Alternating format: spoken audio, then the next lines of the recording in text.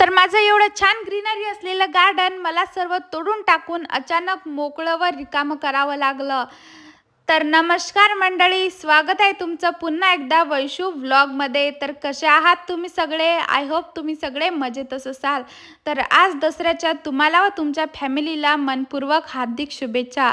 तर तुम्ही बघू शकता इथं मी जे फूल तोडलेलं आहे तर ती आहे अपराजिताच्या वेलाचं. आणि हा वेल मी 2 महिन्यापूर्वी उन्हाळ्यामध्ये लावला होता आणि 2 महिन्यात फक्त याची एवढीच ग्रोथ झालेली आहे, कारण की याला प्रॉपर सनलाईटच भेटत नव्हता.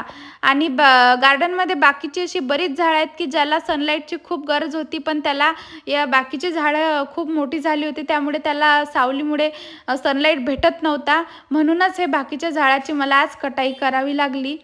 तर आज दसरा असल्यामुळे सकाळीच सर्व कामं आटपून घेतली आणि नंतर मी देवपूजा वगैरे करून घेतली आणि गार्डनच्या महादेवाची सुद्धा पूजा केली आणि लगेच लागली स्वयंपाक करायला.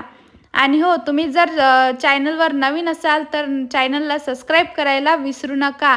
आणि जर हाच व्हिडिओ तुम्ही इंस्टाग्रामला बघत असाल तर इंस्टाला फॉलोसुद्धा करायला विसरू नका. आणि असेच नवनवीन व्हिडिओ बघण्यासाठी कमेंटसुद्धा करत जा, जेणेकरून मला तुमच्या कमेंटमधून मोटिवेशन भेटेल.